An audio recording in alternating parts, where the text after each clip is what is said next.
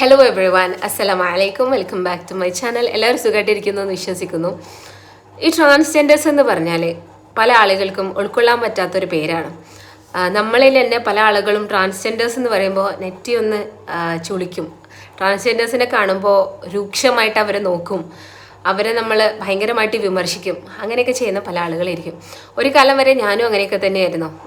എൻ്റെ ഒരു ഓർമ്മ ശരിയാണെങ്കിൽ പണ്ട് ഞാൻ ആദ്യമായിട്ട് ട്രാൻസ്ജെൻഡേഴ്സിനെ കണ്ടത് ഞാനൊരു 6ാം ക്ലാസ്സിൽ 7ാം ക്ലാസ്സിലൊക്കെ പഠിക്കുന്ന സമയത്ത്, പണ്ട് സൗദിയിൽ നിന്ന് വെക്കേഷന് നാട്ടിലേക്ക് വരുന്ന സമയത്ത് ഒരു സ്ത്രീയുടെ ഉയരമല്ല, ഒരു പുരുഷൻ്റെ ഉയരമാണ് കാണാൻ. കാരണം സ്ത്രീകൾക്കും പുരുഷന്മാർക്കും ഡിഫറെൻ്റ് ആയിട്ടുള്ള ഉയരങ്ങളുണ്ടല്ലോ. അപ്പോൾ ഒരു പുരുഷൻ്റെ ഉയരമുള്ള ഒരു സ്ത്രീനെ ഞാൻ കണ്ടു. അതും റോബോട്ടിക്കായിട്ടാണ് ആ സ്ത്രീ നടന്നുകൊണ്ടിരിക്കുന്നത്. എയർപോർട്ടിൽ അങ്ങോട്ടും ഇങ്ങോട്ടും എന്തോ കോൾ ചെയ്തിട്ട് അങ്ങോട്ടും ഇങ്ങോട്ടും നടക്കുകയാണ്. നല്ല സ്ട്രെയിറ്റ് ചെയ്ത മുടി, നല്ല ഭംഗിയുണ്ട് കാണാൻ. ഒരു സൂട്ടാണ് ധരിച്ചിരിക്കുന്നത്, ഒരു ഫോമൽ സൂട്ട് ഇട്ടിട്ട് അങ്ങോട്ടും ഇങ്ങോട്ടും ഇങ്ങനെ നടക്കുന്നുണ്ട്. അപ്പോൾ ഇത് കണ്ടപ്പോൾ എനിക്ക് ഇതൊരു സ്ത്രീൻ്റെ രൂപമല്ല, പക്ഷെ ഒരു പുരുഷനും അല്ല, സ്ത്രീനോടാണ് കൂടുതൽ സാമ്യതയുള്ളത്. അന്ന് എനിക്കത് അറിയില്ലെന്നോ അതൊരു ട്രാൻസ്ജെൻഡർ ആണെന്ന്. ഞാനിങ്ങനെ ഭയങ്കര എന്താ പറയുക, ആകാംക്ഷയോട് കൂടെ ഇങ്ങനെ അതിൻ്റെ ഓരോ മൂമെൻറ്റ്സും ഇങ്ങനെ നോക്കിക്കൊണ്ടേയിരുന്നു. അതാണ് എൻ്റെ ഫസ്റ്റ് ട്രാൻസ്ജെൻഡർ എക്സ്പീരിയൻസ്. അത് കഴിഞ്ഞതിന് ശേഷം ഞാൻ ഡിഗ്രിക്കൊക്കെ പഠിക്കുന്ന സമയത്ത് എനിക്ക് എന്താണെന്ന് അറിഞ്ഞൂടാ, ഇവരെ കുറിച്ച് പഠിക്കാനും അതുപോലെ തന്നെ ഇവരുടെ കാര്യങ്ങൾ മനസ്സിലാക്കാനൊക്കെ ഭയങ്കര താല്പര്യമായിരുന്നു. പിന്നെ ഡിഗ്രിക്കൊക്കെ പഠിക്കുന്ന സമയത്ത് ട്രാൻസ്ജെൻഡേഴ്സ് എന്താണെന്ന് കൂടുതൽ മനസ്സിലാക്കാൻ പറ്റി. പിന്നെ ഞാൻ അന്ന്, എൻ്റെ ഓർമ്മ ശരിയാണെങ്കിൽ അന്ന് ഞാൻ പൊന്നാനി MES കോളേജിൽ ഒരു ട്രാൻസ്ജെൻഡേഴ്സിൻ്റെ ഒരു സെമിനാർ ഉണ്ടായിരുന്നു, ഒരു നാഷണൽ സെമിനാറായിരുന്നു. അതിന് പോയി ഒരു പേപ്പർ പ്രസൻറ്റേഷനൊക്കെ ചെയ്തു. പിന്നെ അന്ന് അവിടെ വന്നിട്ടുണ്ടായിരുന്ന കുറച്ച് ട്രാൻസ്ജെൻഡേഴ്സ് ഉണ്ടായിരുന്നു. അതിലെന്നെ ഏറ്റവും കൂടുതൽ എന്നെ വിസ്മയിപ്പിച്ച ഒരാളായിരുന്നു. അവരുടെ പേരെന്താണെന്ന് എനിക്ക് കറക്റ്റ് ഓർമ്മയില്ല. പക്ഷെ ആ ഒരു സ്ത്രീനെ ഞാൻ കണ്ട സമയത്ത് സാധാരണ സ്ത്രീകളെക്കാളും ആകാര വടിവുള്ള, അത്രയും സൗന്ദര്യമുള്ള ഒരു ട്രാൻസ്ജെൻഡർ സ്ത്രീ. ഞാൻ അതിനെയും അന്ന് വണ്ടറടിച്ചിങ്ങനെ വളരെ അത്ഭുതത്തോടു കൂടെ നോക്കി നിന്നു കേട്ടോ. പിന്നെ ഞാനിപ്പോൾ പറയാൻ പോകുന്നത് എൻ്റെ ഒരു ട്രാൻസ്ജെൻഡർ സുഹൃത്തിനെ കുറിച്ചാണ്. ഞാൻ ഇത്രയും പറഞ്ഞത് എൻ്റെ ട്രാൻസ്ജെൻഡർ അനുഭവം അതുവരെ എന്തായിരുന്നു എന്നുള്ളതിനെ കുറിച്ചാണ്. ഞാൻ ഏകദേശം എൻ്റെ ഡിഗ്രിയൊക്കെ കഴിഞ്ഞതിന് ശേഷം നമ്മളിങ്ങനെ ചുമ്മാ പഠിക്കാൻ താല്പര്യം ഉള്ളതുകൊണ്ട് തന്നെ ഇങ്ങനെ പഠനവുമായി റിലേറ്റഡായി ഏതൊരു ഗ്രൂപ്പ് കണ്ടു കഴിഞ്ഞാൽ അതിലൊക്കെ ജോയിൻ ആവുമല്ലോ. അങ്ങനെ ഞാനൊരു IASൻ്റെ, അന്നൊക്കെ എനിക്ക് IAS ഒരു മോഹമായിരുന്നു കേട്ടോ. അപ്പോൾ അങ്ങനെ ഒരു IASൻ്റെ കോച്ചിങ് ഗ്രൂപ്പ് കണ്ടപ്പോൾ അതിൽ ചാടിക്കയറി അതിലൊരു മെമ്പറായി. അപ്പോൾ ഡെഫിനറ്റ്ലി മെമ്പർ ആകുമ്പോൾ നമുക്ക് കുറേ അൺനോൺ മെസ്സേജസ് ഒക്കെ വരും. അങ്ങനെ എനിക്ക് ആ ഗ്രൂപ്പിൽ നിന്ന് കിട്ടിയ 2 സൗഹൃദമായിരുന്നു. ഒന്ന് ഷെറിൻ എന്ന് പറഞ്ഞിട്ടൊരു പെൺകുട്ടി, മറ്റൊന്ന് ഇപ്പോൾ എന്നല്ല, അന്ന് മുതലേ നമ്മുടെ MES പൊന്നാനി കോളേജിൽ വർക്ക് ചെയ്യുന്ന സൈദലവി സാർ, ഹിസ്റ്ററി ഡിപ്പാർട്ട്മെൻറ്റിൽ വർക്ക് ചെയ്യുന്ന സൈദലവി സാർ അന്ന് മുതൽ എൻ്റെ കൂടെയുള്ളൊരു സുഹൃത്താണ്. പിന്നെ എനിക്ക് കിട്ടിയൊരു സുഹൃത്ത് എന്ന് പറയുന്നത് ഷെറിൻ എന്ന് പറഞ്ഞ ഒരു പെൺകുട്ടിയായിരുന്നു.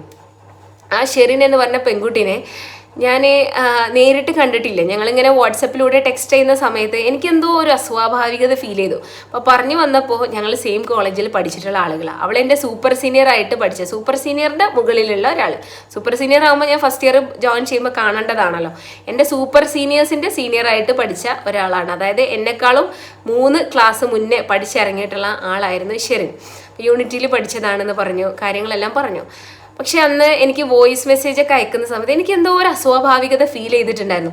പിന്നെ അവൾ എന്നോട്, ഗ്രൂപ്പിനകത്ത് വേറെ പെൺകുട്ടികളൊക്കെ ഉണ്ട്, പക്ഷെ അവരാരും എൻ്റെ അടുത്ത് ടെക്സ്റ്റ് ചെയ്തിട്ടില്ല. ഷെറിൻ മാത്രമാണ് എൻ്റെ അടുത്ത് വന്ന് ടെക്സ്റ്റ് ചെയ്തത്. എനിക്ക് എന്തൊക്കെയോ അസ്വാഭാവികത ഫീൽ ചെയ്തു. കാരണം ശബ്ദത്തിൽ, പിന്നെ സംസാരിക്കുന്ന ടോണൊന്നും ഒരു നോർമൽ പെൺകുട്ടിയുടെ ഒരു ടോൺ ആയിരുന്നില്ല.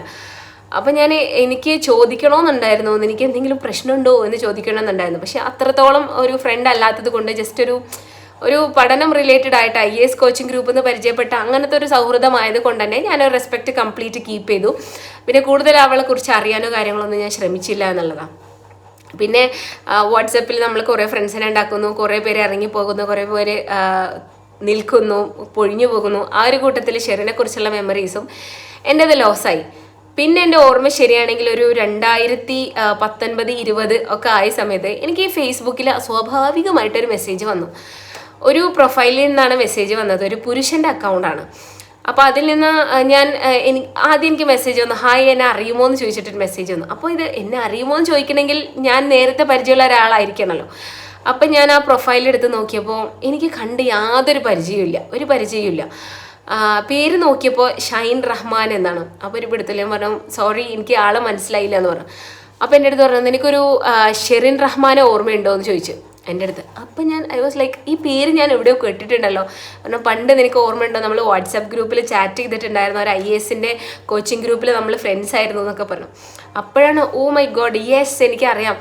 പിന്നെ എൻ്റെ ഉള്ളിൽ കുറേ ഡൗട്ട്സ് ആയി. അപ്പം ശരിക്കും നീ പെണ്ണല്ലായിരുന്നു, പിന്നെ എങ്ങനെ നീ ഇപ്പം ഇങ്ങനെ ആയി എന്നൊക്കെ എൻ്റെ ഉള്ളിൽ കുറേ ക്വസ്റ്റ്യൻസ് വന്നു കേട്ടോ. അപ്പോഴത്തേക്ക് ഞാൻ ട്രാൻസ്ജെൻഡേഴ്സിനെ കുറിച്ച് കുറേയൊക്കെ ഞാൻ പഠിച്ച് മനസ്സിലാക്കി വെച്ചിട്ടുണ്ട്. കാരണം എൻ്റെ PG ഒക്കെ കഴിഞ്ഞു. ഞാൻ അതിനിടെ കുറേ പേപ്പർ പ്രസൻറ്റേഷൻസ് ഒക്കെ ചെയ്തിട്ടുണ്ടായിരുന്നു. ട്രാൻസ്ജെൻഡേഴ്സിനെ കുറിച്ച് കുറേ പേപ്പേഴ്സും കാര്യങ്ങളെല്ലാം ചെയ്തിട്ടുണ്ടായിരുന്നു. പിന്നെ കുറേ ട്രാൻസ്ജെൻഡർ മൂവീസ് കണ്ടു, പിന്നെ കുറേ ട്രാൻസ്ജെൻഡേഴ്സിനോട് സംസാരിച്ച്, അങ്ങനെ കുറേ എനിക്ക് ഈ ഒരു വിഷയത്തിൽ ഭയങ്കര ഇൻട്രസ്റ്റ് ഉള്ളത് കൊണ്ട് തന്നെ അതിനെക്കുറിച്ച് കൂടുതലായിട്ട് സ്റ്റഡി നടത്തിയിട്ടുണ്ടായിരുന്നു ഞാൻ. പക്ഷെ എന്നാലും നമുക്കറിയുന്ന ഒരു സുഹൃത്ത് പെട്ടെന്ന് ഇങ്ങനെ ആൾമാറാട്ടം എന്നുള്ള പോലെയൊക്കെ ഫീൽ ചെയ്തു എനിക്ക് ഫസ്റ്റ് കണ്ടപ്പോൾ. പെട്ടെന്ന് ഇങ്ങനെ വന്നു. കാരണം ഞാൻ പ്രൊഫൈലിൽ നോക്കിയപ്പോൾ താടിയുണ്ട്, മീശയുണ്ട്, പിന്നെ അതുപോലെ തന്നെ മസിലൊക്കെ ഉള്ളൊരു മനുഷ്യൻ, ഒരു ആജാനുബാഹു മനുഷ്യനാണ് ഞാൻ ആ പ്രൊഫൈലിൽ നോക്കിയപ്പോൾ കണ്ട. ഭയങ്കരമായിട്ട് ഞാൻ വണ്ടർസ്റ്റക്കായി എന്ന് വെച്ചാൽ ഭയങ്കരമായിട്ട് വണ്ടർസ്റ്റക്കായി. പിന്നെ അത് കഴിഞ്ഞ് എനിക്ക് ഭയങ്കര ക്യൂരിയോസിറ്റി ആയി. അപ്പോൾ ഞാൻ ചോദിച്ചു, നമ്പർ ചോദിച്ചിട്ട് വാട്സപ്പിൽ ടെക്സ്റ്റ് ചെയ്ത് ഞാൻ കോൾ ചെയ്തു. അങ്ങനെ കുറേ ഡീറ്റെയിൽസ് ഒക്കെ ചോദിച്ചപ്പോൾ എൻ്റെ അടുത്ത് പറഞ്ഞു, എനിക്ക് എപ്പോഴും ആദ്യം തന്നെ ജെൻഡർ കോൺഫ്ലിക്റ്റ് ഭയങ്കരമായിട്ടുണ്ടായിരുന്നു. എൻ്റെ മനസ്സിൽ ഞാനൊരു ആൺകുട്ടിയാണെന്നുള്ള തോന്നൽ ചെറുപ്പം മുതലേ ഉണ്ടായിരുന്നു എന്നൊക്കെയാണ്. പിന്നെ എന്താ പറയുക, അപ്പം ഞാൻ വീട് വിട്ട് ഇറങ്ങി. പിന്നെ ഞാൻ എൻ്റെ സർജറി കഴിഞ്ഞു എന്നൊക്കെ പറഞ്ഞു എൻ്റെ അടുത്ത്. പിന്നെ വീട്ടുകാരൊക്കെ ഒഴിവാക്കിയപ്പോൾ എനിക്ക് ആരുമില്ല, ഫാമിലിയൊക്കെ ഒഴിവാക്കി എന്നൊക്കെ പറഞ്ഞു. അപ്പോൾ ഈ ഷെറിൻ ആക്ച്വലി ഒരു നല്ല സലഫി കുടുംബത്തിൽപ്പെട്ട, അത്യാവശ്യം നല്ല സലഫികൾ അറിയാലോ, മുജാഹിദ് എന്ന് പറയുമ്പോൾ മുസ്ലിം കമ്മ്യൂണിറ്റീസിൽ തന്നെ അത്യാവശ്യം നല്ല തീവ്രമായ ആദർശം വെച്ച് പുലർത്തുന്ന ഒരു കമ്മ്യൂണിറ്റിയാണ്, ഒരു ഗ്രൂപ്പാണ്. അതിലുള്ളൊരു പെൺകുട്ടിയാണ് ഷൈൻ. ഇപ്പോൾ ഷൈൻ, അന്നത്തെ ഷെറിൻ. അവിടെ നിന്ന് ഇറങ്ങിപ്പോന്ന് അവൾ സ്വന്തമായിട്ട് തീരുമാനമെടുത്ത് സെക്സ് അസൈൻമെൻറ്റ് സർജറി ഒക്കെ ചെയ്ത് ഇപ്പോൾ സ്വന്തമായിട്ട് താമസിക്കുന്നു എന്നാണ് ഞാനന്ന് അറിയാൻ പറ്റി. ഇപ്പം ഞാൻ കുറേ ഡൗട്ട്സ് ഉണ്ടായിരുന്നു എനിക്ക് അതിനെക്കുറിച്ചൊക്കെ ചോദിക്കാനുണ്ടെന്ന്. അവൾ പറഞ്ഞു 2 ടൈപ്പ് ഓഫ് സർജറി ഉണ്ട്, ടോപ്പ് സർജറി ഉണ്ട്, ബോട്ടം സർജറി ഉണ്ട്. ടോപ്പ് സർജറി ചെയ്ത് ബ്രസ്റ്റ് ഒക്കെ റിമൂവ് ചെയ്ത്, പിന്നെ ബോട്ടം സർജറിനെ കുറിച്ച് ഞാൻ ചോദിച്ചില്ല എന്ന് തോന്നുന്നു, എനിക്ക് കറക്റ്റ് ഓർമ്മയില്ല. അപ്പം അങ്ങനെയൊക്കെയാണ് കഥകൾ. എനിക്ക് തോന്നുന്നു ബോട്ടം സർജറി ചെയ്തിട്ടില്ല എന്ന് തോന്നുന്നു. ടോപ്പ് സർജറി ഒക്കെ ചെയ്ത് കംപ്ലീറ്റ് അതൊക്കെ ആയി, അങ്ങനെ ഒരു പുരുഷനിലേക്ക് കംപ്ലീറ്റ് ആയിട്ട് അവൾ മാറി. ഇപ്പോൾ ഞാൻ അവളോട് കുറേ ചോദിച്ചപ്പോൾ ഞാനിപ്പോൾ ഭയങ്കര ഹാപ്പിയാണ്, എനിക്കിപ്പോൾ ഭയങ്കര സന്തോഷമാണ് എന്നൊക്കെ പറഞ്ഞു. കാരണം നമ്മളൊരു ജെൻഡർ കോൺഫ്ലിക്റ്റിൽ നിന്നും മനസ്സ് പുരുഷൻ്റെയും ശരീരം സ്ത്രീയുടെയായി ജീവിക്കുന്നതിലേറെ നല്ലത് മരണമാണ്. അപ്പോൾ ഞാൻ എൻ്റെ മനസ്സിനൊത്ത് തന്നെ ഞാൻ ജീവിക്കാൻ എൻ്റെ ശരീരത്തിനെ ഞാൻ പാകപ്പെടുത്തി എന്നൊക്കെ പറഞ്ഞ് എനിക്കതൊരു ഭയങ്കര അത്ഭുതമായിരുന്നു. കാരണം ദൂരെ നിന്ന് മാത്രം കാണുന്ന ട്രാൻസ്ജെൻഡേഴ്സ് വളരെ അടുത്തൊരു സുഹൃത്തിനെ കിട്ടുകയെന്ന് പറഞ്ഞാൽ എനിക്കതൊരു പുതിയ വേൾഡ് ഓഫ് നോളജ് ആയിരുന്നു കേട്ടോ. പിന്നെ ഞാൻ എന്ത് ട്രാൻസ്ജെൻഡേഴ്സുമായി ഡൗട്ട്സ് ഒക്കെ ഉണ്ടാകുമ്പോഴൊക്കെ ഞാൻ ഷെറിൻ്റെ അടുത്ത് പോകും. ഷെറിൻ ആയിരുന്ന ഇപ്പം ഷൈനിൻ്റെ അടുത്ത് പോട്ടോ. ഇപ്പം ഷൈന് നമുക്ക് കണ്ടു കഴിഞ്ഞാൽ ഒരിക്കലും പറയാൻ പറ്റില്ലാത്തൊരു പെൺകുട്ടിയാണ്. ഞാൻ എൻ്റെ ക്യൂരിയോസിറ്റിൻ്റെ പുറത്ത് എൻ്റെ ഫാമിലിയിലും എൻ്റെ ഫ്രണ്ട്സിനൊക്കെ ഞാൻ ഷൈനിനെ പരിചയപ്പെടുത്തി കൊടുക്കുന്നുണ്ട്. അപ്പോൾ അവർക്കൊക്കെ അത്ഭുതമാണ്. കാരണം ഇങ്ങനെ ഒരാൾ ആക്ച്വലി ആണായിരുന്നോ എന്നുള്ളത്, പെണ്ണായിരുന്നോ എന്ന് ഇവർക്ക് ഭയങ്കര ഡൗട്ടാണ്. കാരണം കണ്ടു കഴിഞ്ഞാൽ ഒരിക്കലും ഫീൽ ചെയ്യില്ല. ഞാൻ എന്തായാലും അവൻ്റെ ആദ്യത്തെ ഫോട്ടോസും ഇപ്പോഴത്തെ ഫോട്ടോസും ഇതിൻ്റെ ഇടയ്ക്ക് എവിടെയെങ്കിലുമൊക്കെ ആയിട്ട് കൊടുക്കാം കേട്ടോ. അപ്പോൾ ഗൈസ്, ഇതാണ് ഞാൻ ഷൈനിനെ ആദ്യമായിട്ട് കാണുന്ന അന്നത്തെ ഫോട്ടോ കേട്ടോ. അന്ന് അവൻ്റെ പ്രൊഫൈൽ പിക്ചർ ഇതായിരുന്നു. പിന്നെ ഇതൊക്കെ അവൻ്റെ അന്നത്തെ ഫോട്ടോസാണ്. അപ്പോൾ ഞാൻ ചോദിച്ചപ്പോൾ അവൻ അയച്ചു തന്നതാണ്. പിന്നെ അവൻ്റെ സർജറി കഴിഞ്ഞതിന് ശേഷമുള്ള ഫോട്ടോസാണ് ഇപ്പം ഞാൻ ഷെയർ ചെയ്യുന്നത്. കണ്ടോ, രൂപം തന്നെ ആകെ മാറിപ്പോയി. അപ്പോൾ ഈ ഫോട്ടോ ഒക്കെ കണ്ടു കഴിഞ്ഞാൽ ഇവനൊരു സ്ത്രീ ആയിരുന്നു എന്ന് ആരെങ്കിലും പറയൂ അല്ലേ? നല്ല മാറ്റമുണ്ട്. അപ്പോൾ ഇതാണ് ഞാൻ പറഞ്ഞ ഷൈൻ റഹ്മാൻ. അപ്പോൾ സത്യം പറഞ്ഞാൽ ഭയങ്കര ക്യൂരിയോസിറ്റി എല്ലാവർക്കും. കാരണം ഒരു മാറ്റം നമുക്ക്, ഒരു പെണ്ണ് പുരുഷനായി എന്നുള്ളത് നമുക്ക് അവനെ കണ്ടു കഴിഞ്ഞാൽ ഫീൽ ചെയ്യേയില്ല. അത്യാവശ്യം നല്ല സൈസുണ്ട്, നല്ല മസിലും കാര്യങ്ങളെല്ലാം ഉള്ള, ജിമ്മിനൊക്കെ പോകുന്നുണ്ട് ആളിപ്പം. അങ്ങനെ ഭയങ്കര. അപ്പോൾ അതാണ്. പിന്നെ ഞങ്ങൾ കുറേ പ്ലാനൊക്കെ ചെയ്തിട്ടുണ്ടായിരുന്നു. ഇനി യൂണിറ്റിയിൽ അലുമിനി ഉണ്ടാകുന്ന സമയത്ത് നമുക്ക് ഒരുമിച്ച് പോകണം എന്നൊക്കെ പറഞ്ഞിട്ടുണ്ടായിരുന്നു. പക്ഷേ പിന്നീട് അലുമിനി ഉണ്ടായപ്പോഴൊന്നും എനിക്കും പോകാൻ പറ്റിയില്ല. അവൻ അതിൻ്റെ ഇടയ്ക്ക് എപ്പോഴൊക്കെ പോയിട്ടുണ്ടായിരുന്നു തോന്നുന്നു. പക്ഷേ ഇന്ന് പോലും നേരിട്ട് കാണാത്ത ഞങ്ങൾ നല്ല സുഹൃത്തുക്കളാണ് കേട്ടോ. ഷൈനിനെ കുറിച്ച് പറയുകയാണെങ്കിൽ സാധാ ട്രാൻസ്ജെൻഡേഴ്സിനെ പോലെയല്ല. അപ്പോൾ സാധാ ട്രാൻസ്ജെൻഡേഴ്സ് എന്ന് പറഞ്ഞാൽ ചില ആളുകളോടൊക്കെ എനിക്ക് ഒരു കൈൻഡ് ഓഫ് ഒരു ഇഷ്ടമില്ലായ്മയാണ്, വെറുപ്പ് എന്ന് പറഞ്ഞാൽ ഇഷ്ടമില്ലായ്മയാണ്. കാരണം അവരൊരു ദിവസം പറയുന്നത് ഞാൻ പെണ്ണാണ്, അടുത്ത ദിവസം പറയുന്നത് പുരുഷനാണ്, അടുത്ത ദിവസം പറയുന്നത് ലെസ്ബിയനാണ്, അടുത്ത ദിവസം പറയുന്നത് ഗേ ആണ്.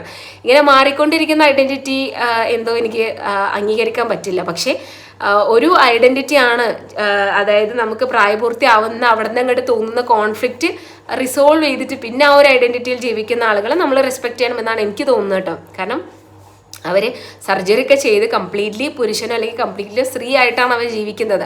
അപ്പോൾ അത് നമ്മൾ അക്സെപ്റ്റ് ചെയ്ത് കൊടുക്കണം. പിന്നെ ഞാൻ ട്രാൻസ് ആണെന്ന് പറഞ്ഞിട്ട് ട്രാൻസിൻ്റെ സ്വഭാവം കാണിക്കുന്നത് ശരിയല്ല. പകരം ട്രാൻസ് മാൻ അല്ലെങ്കിൽ ട്രാൻസ് വിമൻ ട്രാൻസ് മെയിൽ അല്ലെങ്കിൽ ട്രാൻസ് ഫീമെയിൽ. അപ്പോൾ ഒന്നുകിൽ പുരുഷൻ അല്ലെങ്കിൽ സ്ത്രീയായിട്ട് ജീവിക്കുക എന്നുള്ളതാണ്. അപ്പോൾ ഈ ഷൈനിനെ കുറിച്ച് പറയാൻ എനിക്ക് കംപ്ലീറ്റ് സന്തോഷമാണ്. കാരണം ഷൈനിനോട് ഞാൻ പല ട്രാൻസ് കമ്മ്യൂണിറ്റിയിലുള്ള കാര്യങ്ങളെക്കുറിച്ച് പറയുമ്പോൾ അമ്മ പറയാം പുച്ഛാണ്, ഞാൻ അതിനൊന്നും നിൽക്കാറില്ല, അങ്ങനെയാണ് ഇങ്ങനെയാണെന്നൊക്കെ പറയും. ട്രാൻസ് കമ്മ്യൂണിറ്റീസിൽ തന്നെ കുറേ ആചാരങ്ങളൊക്കെ ഉണ്ട് തോന്നുന്നു. അമ്മ പിന്നെ ഞാൻ പണ്ട് എന്തോ ഒരു ഇൻസ്റ്റഗ്രാമിൽ ഒരു പെൺകുട്ടീൻ്റെ ഫോട്ടോ കണ്ടപ്പോൾ എൻ്റെ അത്ര പോലും പ്രായമായിട്ടില്ല, എന്നിട്ട് അതിൻ്റെ കൊച്ചുമോളാണെന്നൊക്കെ പറഞ്ഞു. അപ്പോൾ കൊച്ചുമോൾ എന്ന് വെച്ച് കഴിഞ്ഞാൽ പേരക്കുട്ടിയാണ്. അതായത് ഇപ്പം എനിക്ക് തോന്നുന്നു ആ ട്രാൻസ് കമ്മ്യൂണിറ്റീസിൽ അവർക്ക് ഇപ്പം ഒരു എസ്റ്റാബ്ലിഷ് ആയിട്ടുള്ള അത്യാവശ്യം റവന്യൂ സോഴ്സൊക്കെ ഉള്ള ഒരാൾക്ക് കുട്ടികളെ ദത്തെടുക്കാം. അതായത് പുതിയതായിട്ട് വരുന്ന ട്രാൻസ് കമ്മ്യൂണിറ്റിയിലേക്ക് വരുന്ന ഒരു ഫ്രഷറായിട്ട് വരുന്ന ഒരാളെ ദത്തെടുക്കാം. എന്നിട്ട് അവർക്ക് സർജറിക്കുള്ള ചിലവൊക്കെ അവർക്ക് കൊടുക്കാൻ തോന്നുന്നു. പിന്നെ അത് സർജറി കഴിഞ്ഞിട്ട് ഇവരുടെ മകളായി അല്ലെങ്കിൽ മകനായി, എന്നിട്ട് സർജറി കഴിഞ്ഞതിന് ശേഷമുള്ള പേയ്മെൻ്റ് ഒക്കെ പിന്നെ കൊടുത്ത് തീർക്കുന്നത്, അതിനെക്കുറിച്ചൊന്നും എനിക്ക് അറിഞ്ഞുകൂടാ.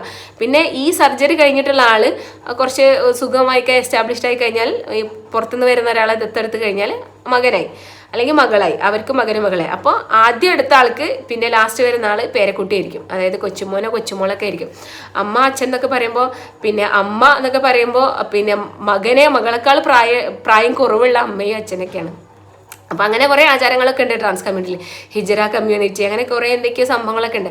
പിന്നെ ഇവരുടെ മൂഡ് സ്വിങ്സ് ഒക്കെ ഭയങ്കര കൂടുതലായിരിക്കും എന്ന് പറഞ്ഞു കേട്ടിട്ടുണ്ട്. കാരണം ട്രാൻസ്ജെൻഡേഴ്സ് ആയി കഴിയുമ്പോൾ അവർക്ക് ഹോർമോൺ ട്രീറ്റ്മെൻറ്റ് ലൈഫ് ലോങ് അവർക്ക് എടുക്കേണ്ടി വരും. അപ്പോൾ അതിൻ്റേതായിട്ടുള്ള കുറേ മൂഡ് സ്വിങ്സ് കാര്യങ്ങളൊക്കെ ഉണ്ടാവും. മനസ്സെപ്പോഴും അങ്ങോട്ടും ഇങ്ങോട്ടും പ്രശ്നത്തിലായിരിക്കും. അപ്പോൾ അവർ കുറേ അങ്ങനെയുള്ള കുറേ ഡിസ്റ്റർബൻസസ് കാര്യങ്ങളൊക്കെ ഉണ്ടാവും തോന്നുന്നു. പിന്നെ ഒട്ടുമിക്ക ആളുകൾക്കും ട്രാൻസ്ജെൻഡേഴ്സ് ആകുമ്പോൾ ഫസ്റ്റത്തെ അനുഭവം ഒന്നും നല്ലതായിരിക്കില്ല. കുറേ പേര് സെക്സ് വർക്കേഴ്സായിട്ട് പോകും, വളരെ കുറച്ച് ആൾക്കാർ മാത്രമേ ഉള്ളൂ എന്ന് തോന്നുന്നു. അങ്ങനെയൊന്നും അത് കാരണം അവർക്ക് ഇഷ്ടപ്പെട്ട് പോകുന്നതല്ല, വേറെ നിവൃത്തിയില്ലാത്തതുകൊണ്ടാണ്. കാരണം ജീവിക്കണമെങ്കിൽ അവർക്ക് വേറെ നിവൃത്തിയില്ലാത്തതുകൊണ്ട് പോകുന്നതാണ്. സമൂഹം എപ്പോഴും കംപ്ലീറ്റ്ലി അക്സെപ്റ്റ് ചെയ്തിട്ടില്ല. എനിക്ക് തോന്നുന്നു ഫസ്റ്റ് ഇന്ത്യയിലുള്ള ഫസ്റ്റ് ട്രാൻസ്ജെൻഡർ ഫ്രണ്ട്ലി സ്റ്റേറ്റ് കേരളയാണ് എന്നാണ് എൻ്റെ ഒരു അറിവ് ശരിയാണെങ്കിൽ. ഇപ്പോൾ ട്രാൻസ്ജെൻഡേഴ്സിനായിട്ട് ഒരുപാട് കാര്യങ്ങളെല്ലാം ഇപ്പം ചെയ്യുന്നുണ്ട്. അപ്പോൾ അങ്ങനെയൊക്കെ. അപ്പം ഞാൻ ഈ വീഡിയോ ചെയ്യുന്നത് എന്താ വെച്ചാൽ ഷൈനിനെ ഒന്ന് നിങ്ങൾക്ക് പരിചയപ്പെടുത്തി തരാമെന്ന് വിചാരിച്ചിട്ടാണ്. ഷൈനിന് സ്വന്തമായിട്ട് യൂട്യൂബ് ചാനലൊക്കെ ഉണ്ട് കേട്ടോ. ഷൈൻ റീച്ച് ഔട്ട് എന്നാണ് അവൻ്റെ യൂട്യൂബിൻ്റെ പേര്. അപ്പം ഞാൻ ലിങ്ക് താഴെ കൊടുക്കാൻ നിങ്ങൾക്ക് താല്പര്യം ഉണ്ടെങ്കിൽ ഒന്ന് ചെക്ക് ചെയ്ത് നോക്കൂ. ഇൻട്രസ്റ്റിംഗ് ആയിട്ടുള്ള ടോപ്പിക്സ് കാര്യങ്ങളെല്ലാം ചെയ്യാറുണ്ട്. അപ്പോൾ ഞാൻ അവൻ്റെ അടുത്ത് പറഞ്ഞിട്ടുണ്ടായിരുന്നു, നീ കോണ്ടന്റ് വീഡിയോസ് ഒക്കെ ചെയ്യേ, ട്രാൻസ്ജെൻഡർ കമ്മ്യൂണിറ്റീസിൻ്റെ ബുദ്ധിമുട്ടുകളെ കുറിച്ചൊക്കെ നീ പറയുക, അതിനെക്കുറിച്ചൊക്കെ വീഡിയോ ചെയ്യുക. അപ്പോൾ ആളുകൾക്ക് അതൊക്കെ കാണാനും ഒക്കെ താല്പര്യം ഉണ്ടാവും. കാരണം ട്രാൻസ്ജെൻഡേഴ്സ് എന്ന് പറയുമ്പോൾ നമുക്ക് അത്രത്തോളം അറിവില്ലാത്തൊരു കാര്യമാണല്ലോ. അപ്പോൾ അതിനെക്കുറിച്ചൊക്കെ അറിയാൻ താല്പര്യം ഉണ്ടെന്നൊക്കെ പറഞ്ഞാൽ അവൻ നല്ല അടിപൊളിയായിട്ടുള്ള കോണ്ടന്റ് വീഡിയോസ് കാര്യങ്ങളെല്ലാം ചെയ്യാറുണ്ട്. അപ്പോൾ നിങ്ങൾക്ക് താല്പര്യം ഉണ്ടെങ്കിൽ അത് കണ്ടു നോക്കൂ കേട്ടോ. അപ്പോൾ ഇത്രയൊക്കെ ഉള്ളൂ. അപ്പോൾ നിങ്ങൾക്ക് ട്രാൻസ്ജെൻഡർ ഫ്രണ്ട്സ് ഒക്കെ ഉണ്ടെങ്കിൽ കമൻറ്റ് ചെയ്യൂ. പിന്നെ നിങ്ങൾക്ക് ഈ വീഡിയോനെ കുറിച്ചുള്ള അഭിപ്രായങ്ങളും താഴെ കമൻറ്റ് ചെയ്യാൻ മറക്കരുത്. അപ്പോൾ അടുത്ത വീഡിയോയിൽ വീണ്ടും കാണാം. Till then bye, take care.